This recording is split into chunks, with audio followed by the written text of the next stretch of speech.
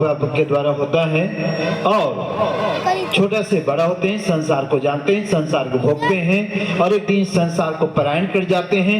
एक मुट्ठी भर राख हो करके इसको भी जल में प्रवाहित कर दिया जाता है। इसका कोई अस्तित्व नहीं रहता है, आया गया खत्म। लेकिन स्पिरिचुअल जन्म, आध्यात्मिक जन्म एक सदगुरु के द्वारा होता है, जिसको कहते हैं द्विज, रिबॉर्न, उपनयन। तो गुरु जो है ब्रह्मा बन के हमारी आत्मा का जन्म, मतलब हमारी आत्मा को जागृत करते हैं। जैसे सृष्टि के जन्मदाता ब्रह्मा है, ऐसे हमारे आत्मा का जन्मदाता गुरु हुआ करते हैं। सृष्टि का पालन करता विष्णु है, तो हमारे आत्मा का पालन करता है। ऐसा नहीं कि बस काने मंत्र माला कंठी दे दिया, अब तुम जाओ, जो करो, जो भरो, जो जैसा मर्जी करो, चलो दुनिया में। नहीं, गुरु भक्तों, एक सच्चे पूर्ण सदगुरु के जो रिश्ता जो होता है, सच्चा गुरु की बात बार बार कह रहे हैं हम लोग, साधु जी बोल रही है, हम भी बोल रहे हैं, सच्चा गुरु की बात हो रही है।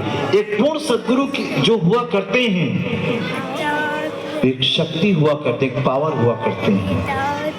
और जिस वक्त एक शिष्य के मस्तक पे वो हाथ रखते हैं, उस ज्योति प्रकाश परमात्मा का दर्शन कराते हैं, तो ये गुरु का एक नियम, एक शर्त, एक संकल्प है कि जिस प्रकार से एक बूंद नदी से सागर मिल करके सागर न पहुंच जाए तब तक उसका यात्रा चलते रहता है, इसी प्रकार से एक जीव ब्रह्म स्वरूप न हो जाए, नर से नारायण, जीव से ब्रह्म, मनुष्य से देवता, अहम ब्रह्मस्मि, इस अवस्था को जब तक वो प्राप्त न हो जाए, जब तक ये पूर्णवत्ता को प्राप्त न हो जाए, तब तक गुरु जो है शिष्य के लिए जन्म पे जन्म, जन्म पे जन्म वो गुरु जो है धारण करते हैं और शिष्य को ब्रह्म ज्ञान प्रदान करते हैं, जब तक कि उनके संपूर्ण विकार, काम, क्रोध, लोभ, मोह, अहंकार खत्म न हो जाए, जब तक संपूर्ण पाप खत्म न हो जाए, तब तक वो गुरु जो है शिष्य के अंग संग में रहते हैं। और इसलिए कवि जी ने ये बात कहा है, जीवत जानो,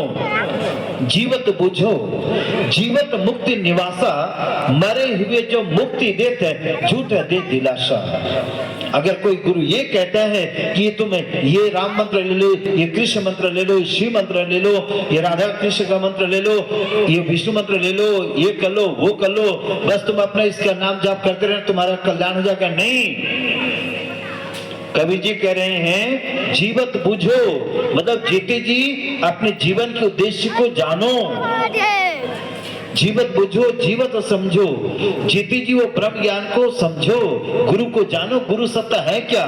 जीवत मुक्त निवासा, इस शरीर के अंदर में आत्मा की चेतना के रहते तक, जब तक के हम अपने विकारों के ऊपर विजय प्राप्त नहीं करेंगे, तब तक के हमारी मुक्ति और मोक्ष नहीं मिलने वाला है। आप मरने वाले व्यक्ति मर जाने के बाद कि जितना मर्जी उसके लिए छाता दान करें, कंबल दान करें, भंडारा करवाएं, मंदिर बनवाएं, धर्मशाला खुलवाएं, कितनों दान पुण्य कर्म करें, और आप ये चाहोगे कि सो आत्मा को गति मिल जाएगी, तो ऐसा नहीं है।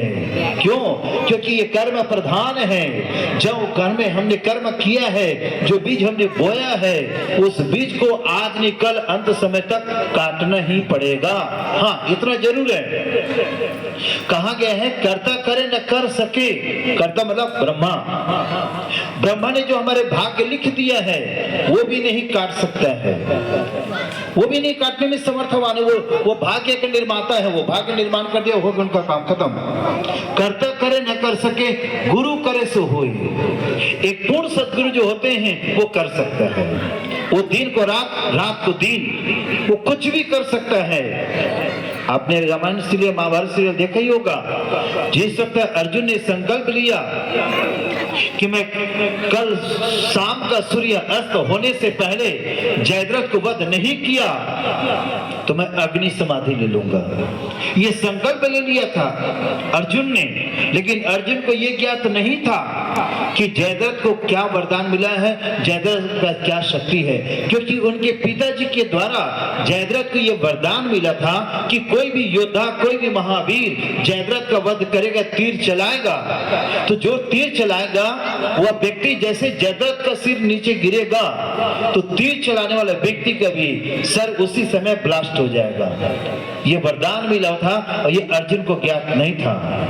भगवान कृष्ण ने कहा कि कैसे तुमने संकल्प ले लिया, क्या इतना आसान है जयद्रथ को मारना?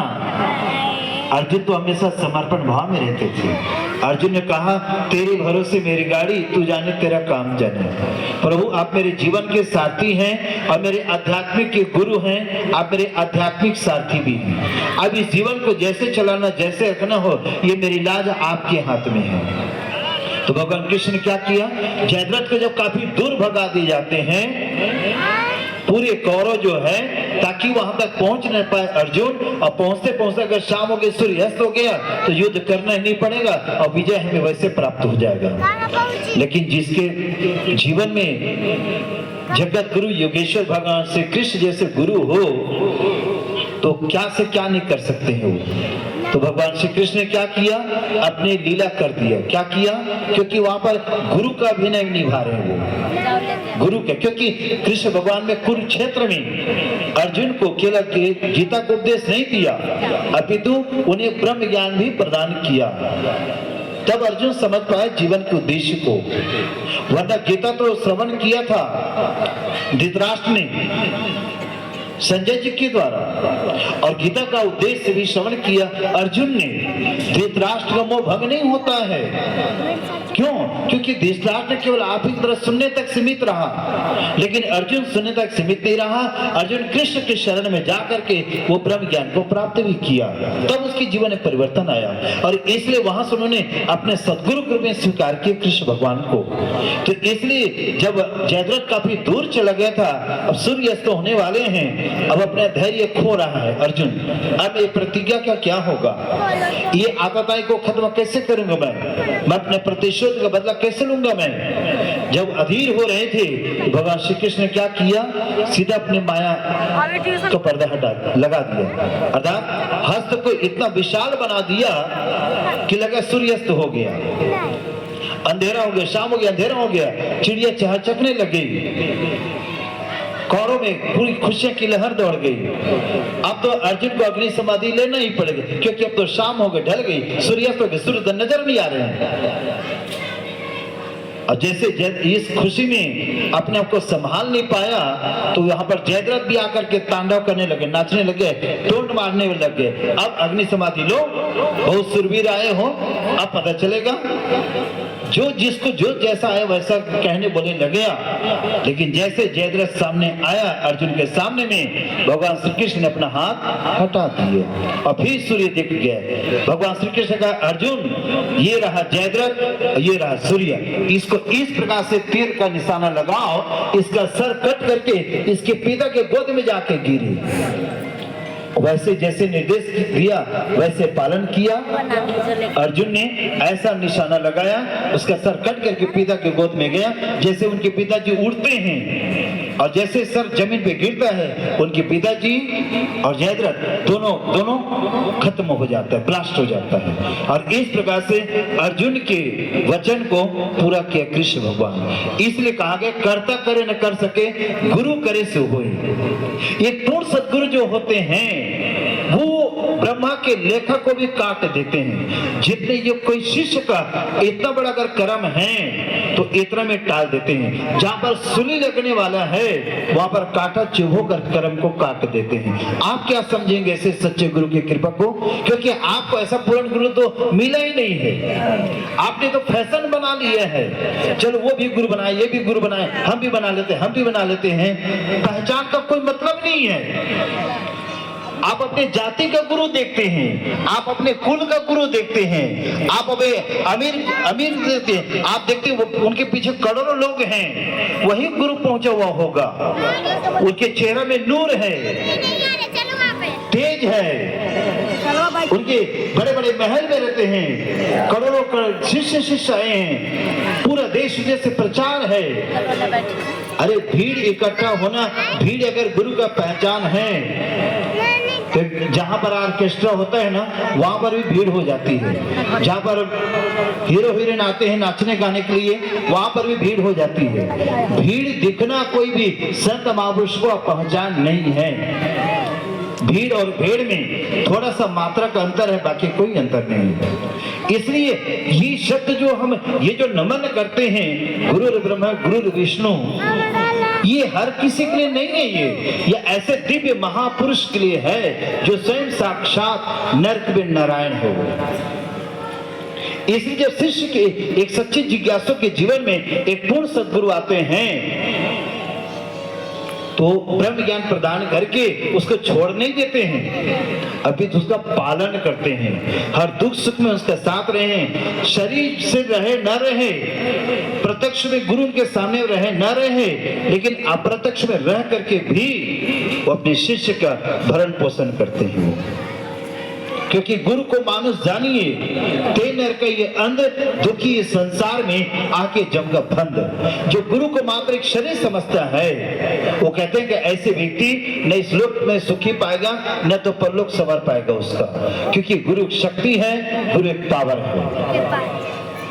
इसलिए यहाँ पर गुरुदेव महेश्वरा गुरु को शिव का उपाधि दिया गया है। तो इसका अर्थ लोगों ने क्या समझ लिया? देखो शास्त्र में कह रहा है कि शिव ही गुरु हैं, ऐसा नहीं कहा गया है। शिव ही गुरु को नहीं कहा गया है। गुरुदेव महेश्वरा का मतलब होता है कि जब आपके जीवन में श्रुति ब्रह्मनिष्ठ पूर्ण सद्गुरु का पदार्पण होगा, तो जैसे भगवान शिव जो है सृष्टि का संहार करता है, विनाश करता है, प्रलय करते हैं, इसी प्रकार से जब आपके जीवन में सच्चा गुरु आएंगे तो आपके भीतर का काम, क्रोध, लोभ, मोह, अहंकार, इन पांचों विकारों का संहार करेंगे। इसलिए गुरु को शिव का संज्ञा दिया गया है। और इससे आगे क्या कहा है? गुरु साक्षात परम ब्रह्म, मतलब ब्रह्मा विष्णु महेश, इन तीनों से ऊपर है वो। ब्रह्मा सृष्टि का निर्माण करता है लेकिन पालन नहीं कर सकता है। विष्णु जी पालन करते हैं लेकिन सृष्टि को जन्म नहीं दे सकता है। शिव जी सृष्टि का संहार कर सकते हैं लेकिन पालन नहीं कर सकते हैं। ये सब का अपना अपना एक उपाधि है, अपना अपना कार्य है। विष्णु जी का काम पालन करना तो पालन ही करेंगे, ब्रह्मा जी का काम उत्पत्ति करना तो उत्पत्ति करेंगे, सृष्टि का निर्माण करेंगे, और जो संहार करते शिव जी हैं तो संहार करेंगे। लेकिन गुरु जो है ये तीनों कार्य एक शिष्य के जीवन में अकेला करते हैं, क्योंकि गुरु साक्षात परम ब्रह्म, गुरु स्वयं साक्षात नरक में नारायण हुआ करते हैं। जहां पर गुरु के चरणों में सारे तीर्थ धाम हैं, जहां पर गुरु के चरणों में सारे देवी देवता शीश नवाते हैं, क्योंकि दयावान है गुरु, कृपावान है गुरु। जितने भी देवी देवता है, सभी देवी देवताओं के हाथ में कोई न कोई अस्त्र शस्त्र है कि नहीं?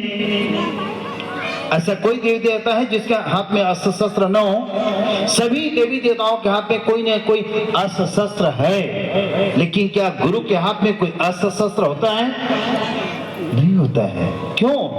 क्योंकि वो जानते हैं कि अगर भगवान रूठ गए, भगवान अगर रूठ गए तो गुरु मना लेंगे, परंतु जिस दिन अगर गुरु रूठ गया तो भगवान भी नहीं मना सकता है। हालांकि गुरु कभी रूठते नहीं हैं, वो रूठते नहीं है, क्योंकि गुरु जानते हैं अगर मैं रूठ गए तो इसका कल्याण कैसे होगा, इसका पाप का नाश कैसे होगा। इसलिए गुरु कभी रूठते नहीं हैं। लोमस ऋषि उनके शिष्य थे कौन? काकभूषण जी। और लोमस ऋषि से दीक्षा भी लिए थे, लेकिन शिव जी के भक्त थे, वो शिव जी के पुजारी थे। एक दिन काकभूषण जी शिव जी के पूजा में मगन थे, और उसी समय उनके गुरु का पदार्पण हुआ। इसीलिए तो लोग करना देते। लेकिन आज काकभूषण जी गुरु का सम्मान करने के लिए उठने के बजाय वो शिव जी की पूजा में ही लगे हुए हैं। अच्छी तरह कान खोल के सुन जो वो लोग जो कहते नहीं नहीं नहीं नहीं नहीं शिव जी हमारे गुरु होंगे, देवदार के गुरु नहीं माने। वारे बिन पेंदी का लोटा, ये किस ग्रंथ में लिखा हुआ है? किस ग्रंथ में ऐसा लिखा है? शिव जी ने कहा कि तुम मुझे गुरु मानो। तो आपकी भावना है, भगवान शिव शिव हैं, सब जीवों को दया करने वाले हैं वो, लेकिन शिव ने ऐसा कभी नहीं कहा कि तुम मुझे गुरु मानो। आपने शिव को गुरु माने ना? क्या शिव ने आपको शिष्य में स्वीकार किया है? नहीं, क्योंकि आपने शिव को देखा नहीं है, तो आपके गुरु कैसे हो गए वो? आप किसी को गुरु मान ले, क्या फर्क पड़ता है? कोई हनुमान जी को गुरु मान लेता है, कोई राम जी को गुरु मान लेता है, कोई माँ बाप को गुरु मान लेता है। अरे शिक्षा देने वाले के गुरु अनेकों होते हैं। लेकिन सुन लीजिए, ये श्री रामचरित मानस की घटना है। जो भी ग्रंथों में आपको आज 3 दिन तक विचार दे रहे हैं, हमारे गुरुदेव श्री आशुतोष स्वामी जी का कोई अपना निजी विचार नहीं है। सभी ग्रंथों को बार हवाले देके दे रहे हैं आपको, ऐसे नहीं आपको सुना रहे हैं। तो इसलिए आज काकभूषण जी गुरु का सम्मान करने के बजाय शिव जी की पूजा में रत थे। लेकिन शिव जी जब इस घटना को देखा, इनके गुरु सामने में आए हैं और गुरु का सम्मान नहीं कर रहा है, प्रणाम नहीं कर रहा है, उसी समय कुपित होकर के शिव जी ने काकभूषण को श्राप दे दिया, जाओ तुम निम्न योनि में चले जाओ। जैसे लोमाश्रय ने सुना मेरे शिष्य को श्राप दे दिया, उन्होंने तुरंत भगवान शिव से याचना की, प्रार्थना की, प्रभु आखिर ये नादान है, अबोध है, इनको क्या पता गुरु सत्ता क्या है, आप इनके अपराध को क्षमा कीजिए। शिव जी ने कहा मेरे जुबान से जो निकल गए हैं वो कैसे अब असत्य होगा, ये तो सत्य होकर रहेगा।